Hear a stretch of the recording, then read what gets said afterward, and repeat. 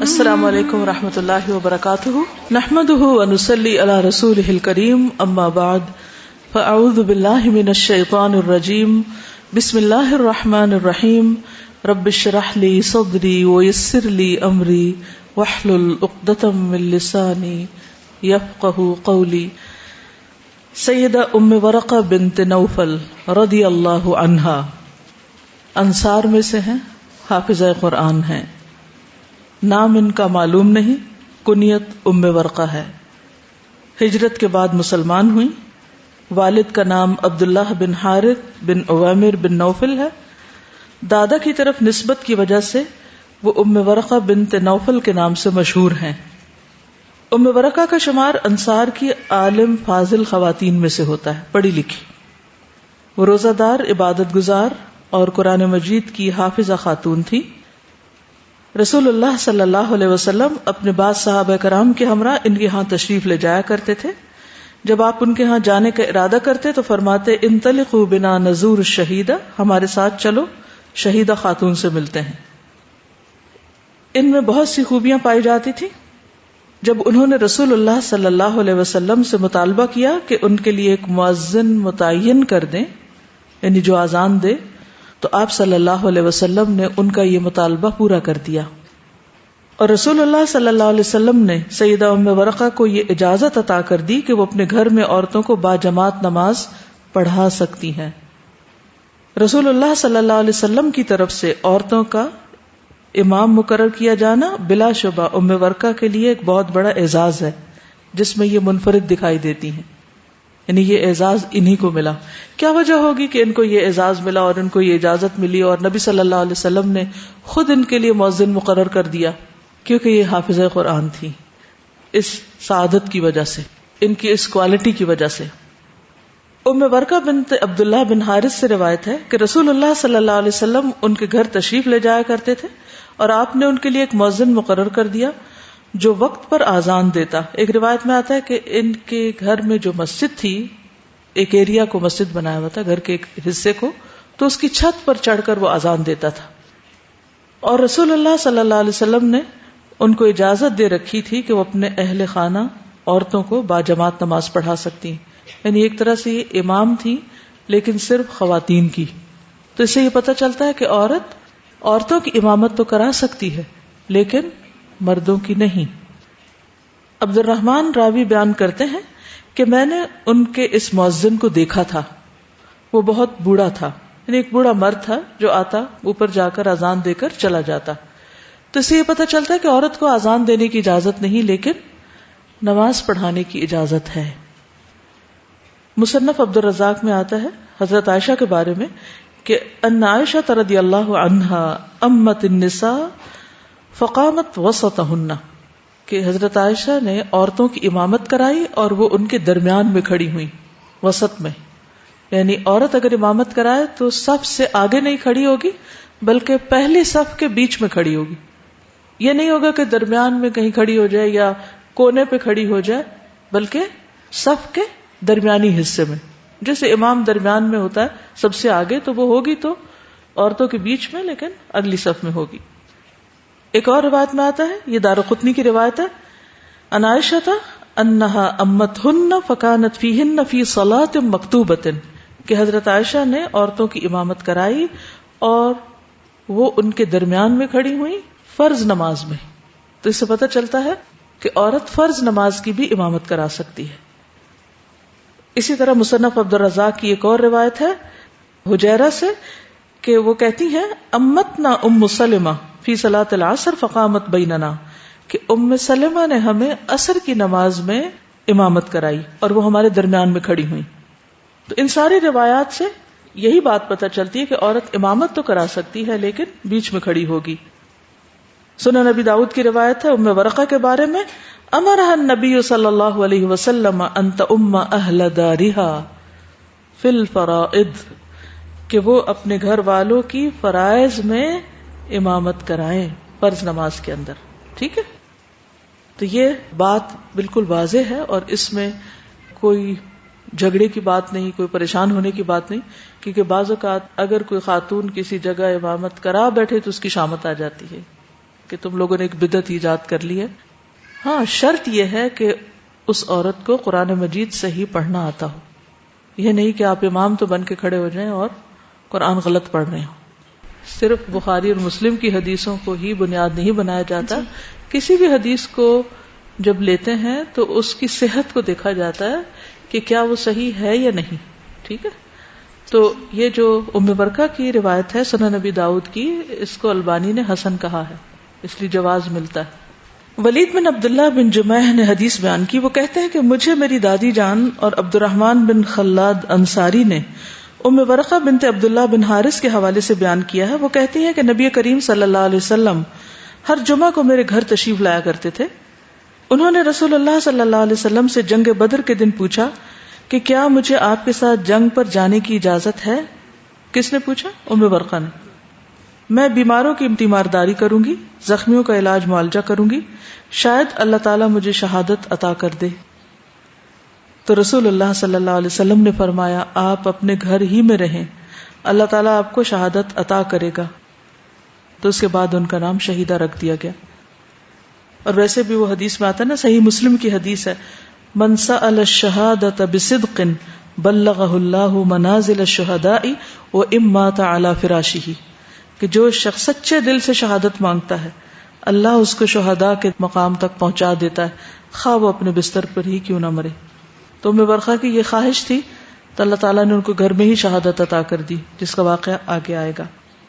لیکن یہاں یہ یاد رکھے کہ نبی صلی اللہ علیہ وسلم نے آپ کو ساتھ جانے کی اجازت نہیں دی، حالانکہ کچھ اور خواتین جا رہی تھیں. اس کی کیا وجہ تھی؟ آپ نے ان کے لیے مؤذن مقرر کر دیا، ان کو امامت کی اجازت دے دی، ان کو جنگ میں ساتھ جانے کی اجازت نہیں دی. لیکن اس کے برعکس ام ورقہ نے اپنی صلاحیتوں سے بھرپور فائدہ اٹھایا. ہمارا حال یہ ہوتا ہے کہ جب ہمیں ایک کام کرنے کا موقع نہیں ملتا یا ایک نیکی نہیں کر پاتے تو ہم اسی کے افسوس میں اپنی باقی صلاحیتیں بھی گنوا دیتے ہیں اور باقی بھی کچھ نہیں کرتے. ڈاکٹر نہیں بن سکے تو کیا کرتے ہیں؟ کچھ اور بھی نہیں بنتے. پھر بننا ہے تو ڈاکٹر ہی بننا ہے، نہیں بن سکے تو کچھ نہیں کرنا. یہ ایٹیٹیوڈ بہت نقصان دہ ہوتا ہے. وہ ڈاکٹر نہیں بن سکے، نرس بن جائیے. کیا ہوا؟ مریضوں کی خدمت آپ کا شوق تھا نا، تو نرس بن کے تو زیادہ خدمت ہوگی، انسانیت کی زیادہ ہمدردی ہوگی کہ وہ مریض جن کو ان کے گھر والے بھی نہیں سنبھالتے ان کو آپ سنبھال رہے ہیں. وہ میدان بھی آپ نے دوسروں کو دے دیا جس سے وہ اپنے دین کی تبلیغ کرتے ہیں. اس لیے انسان کی اصل جو فکر ہے وہ یہ ہونی چاہیے کہ آگ سے بچ جاؤں، بس کسی طرح اس سے بچ جاؤں. کوئی نیکی کا کام کر لوں، چھوٹا ہو بڑا ہو، چھپا ہو کھلا ہو، ظاہر ہو غائب ہو، بس وہ مل جائے، وہ مقصد پورا ہو جائے. اب ام ورقہ نے کیا کیا؟ وہ راتوں کو قرآن پڑھتی تھی، کیونکہ قرآن والے راتوں کو جاگتے ہیں.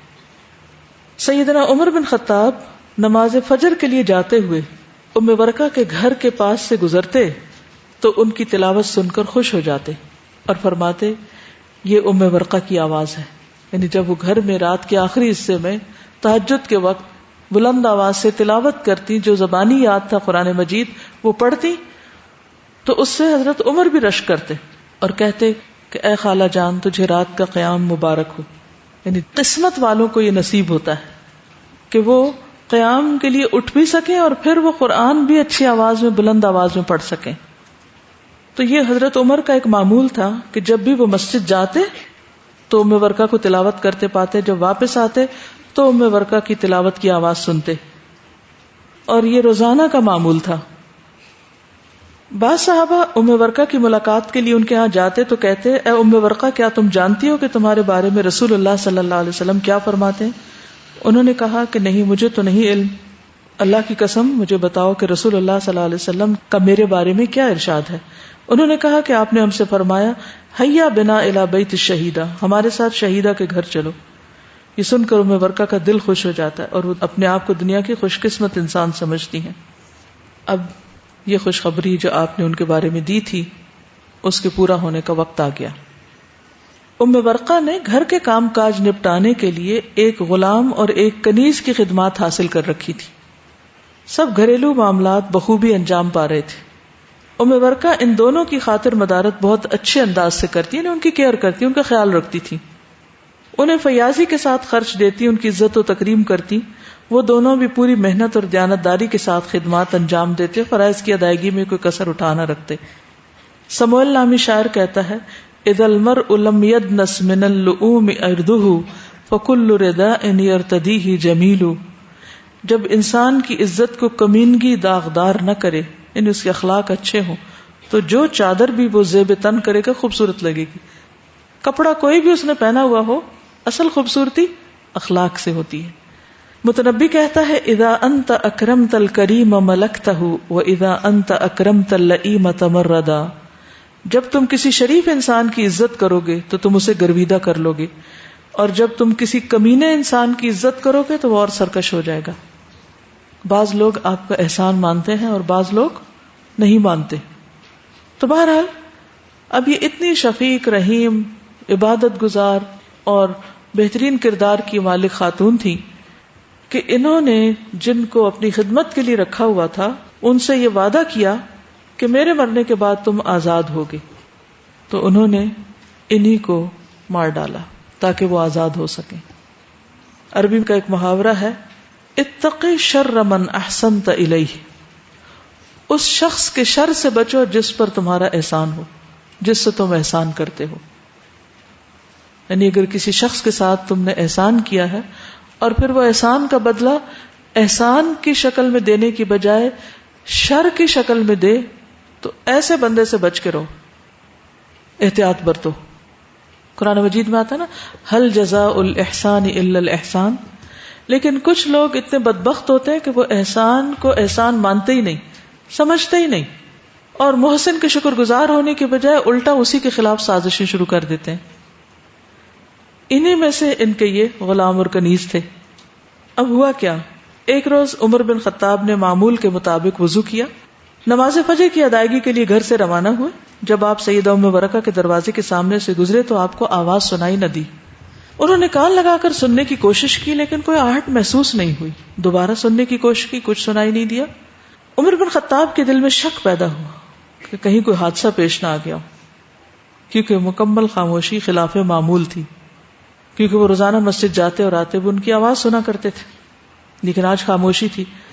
اب انہوں نے جا کر مسجد نبوی میں نماز پڑھائی، اور پھر صحابہ نے جب ان کو پریشان دیکھا تو حضرت عمر نے ان کو بتایا کہ آج ام ورقہ کی آواز سنائی نہیں دی، اللہ خیر کرے کہیں کوئی حادثہ پیش نہ آیا ہو، تو میرے ساتھ اس کے گھر چلو تاکہ ہم صحیح صورتحال معلوم کریں.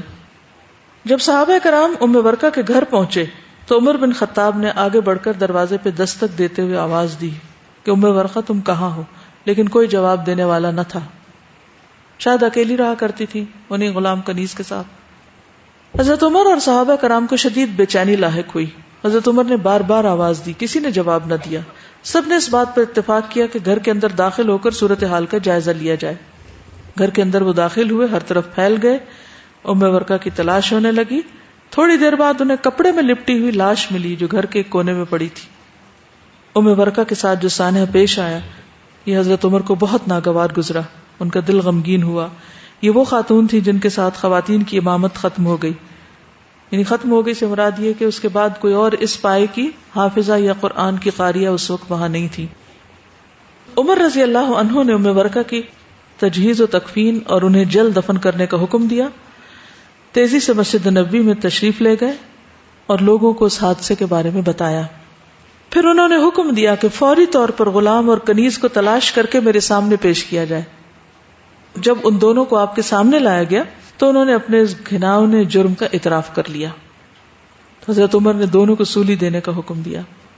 ان کو باب المدینہ پر تختہ دار پہ لٹکایا گیا، اور یہ مدینہ میں پہلا جوڑا تھا جس کو سولی پہ چڑھایا گیا تھا. یعنی پہلی سزا تھی جو سولی کے ذریعے دی گئی تھی.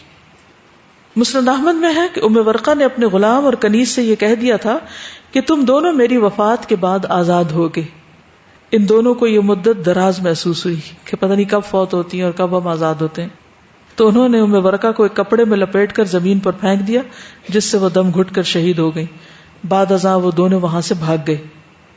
حضرت عمر کو اطلاع دی گئی کہ ام ورقہ کو ان کے غلام اور کنیز نے قتل کر دیا اور وہ دونوں مفرور ہیں. تو عمر بن خطاب نے لوگوں میں کھڑے ہو کر فرمایا کہ رسول اللہ صلی اللہ علیہ وسلم ام ورقہ کے پاس جاتے ہوئے اپنے صحابہ سے فرماتے انطلقوا نزور الشہیدہ، چلو شہیدہ کی زیارت کرتے ہیں، یعنی اس کے پاس جاتے ہیں. تو بہرحال چونکہ ان کی خواہش سچی تھی تو اللہ تعالیٰ نے ان کو اس طریقے پر شہادت عطا کر دی. قرآن پاک میں اللہ تعالیٰ انصار اور سابقین فی الایمان کے بارے میں فرماتے ہیں والسابقون الاولون من المہاجرین والانصار والذین اتبعوهم بإحسان رضی اللہ عنہم ورضوا عنہ وأعد لهم جنات تجری تحتها الانہار خالدین فیہا ابدا ذلک الفوز العظیم. وہ مہاجر و انصار جنہوں نے سب سے پہلے دعوت ایمان پر لبیک کہنے میں سبقت کی، نیز وہ جو بعد میں راست بازی کے ساتھ ان کے پیچھے آئے، اللہ ان سے راضی ہوا اور وہ اللہ سے راضی ہو گئے. اللہ نے ان کے لیے ایسے باغ تیار کر رکھے ہیں جن کے نیچے نہریں بہتی ہوں گی، وہ ان میں ہمیشہ رہیں گے، یہی عظیم الشان کامیابی ہے.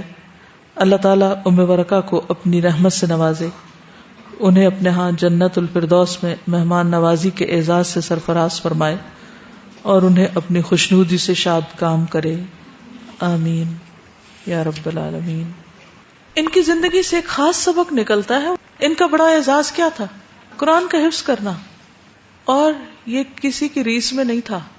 اب تو ہم کس لیے کر یا کروا لیتے اپنے بچوں کو کہ وہ بہن کے بچے نے حفظ کر لیا تو میرے بچے کو بھی کرنا چاہیے، یہ نیت ہے، جبکہ یہ نیت درست نہیں ہے. کوئی بھی کام ہو اللہ کی رضا کے لیے، اور ہر چیز اس کا الگ حق اور خالص نیت کے ساتھ وہ ہو. اب یہاں پر آپ دیکھیے کہ انہوں نے مدینہ میں اس وقت قرآن حفظ کیا ہے، یا اس وقت یہ اس کو ضبط کر رہی ہیں یا اس کو پڑھنے میں لگی ہوئی ہیں کہ جب یہ عام رواج نہیں تھا اتنا. تو ان کے اس عمل سے کیا بات سیکھنے کو ملتی ہے ہمیں کہ اگر ہم سارے قرآن کے حافظ نہیں ہو سکتے تو کچھ تو حفظ کر لیں، اور جو حفظ کر لیا ہے اس کو کیا کریں، یاد رکھیں. یاد رکھنے کا بہترین وقت اور طریقہ کیا ہے؟ چلے 4 بجے آپ اٹھے، 4:15 تک آپ نے شروع کر دی نماز. آدھے گھنٹے میں کم از کم کتنا قرآن مجید پڑھ سکتے ہیں آپ نماز میں؟ ایک ایوریج حافظ کتنا پڑھ سکتا ہے؟ وہ کہتی ہے 1 پارہ پڑھ سکتا ہے، ان کی سپیڈ 1 پارے کی ہے. غیر حافظ نہیں 1 پارہ پڑھ سکتا. تو یہ حفظ بھی محنت سے ہوتا ہے. اور پھر قرآن والے راتوں کو جاگتے ہیں. ٹھیک ہے، آج کے لیے اتنا ہی کافی. اگر ہم عمل کر لیں تو اللہ تعالیٰ ہمیں عمل کی توفیق عطا فرمائے. وآخر دعوانا ان الحمد للہ رب العالمین. سبحانک اللہم وبحمدک، اشہد ان لا الہ الا انت، استغفرک واتوب الیک. السلام علیکم ورحمۃ اللہ وبرکاتہ.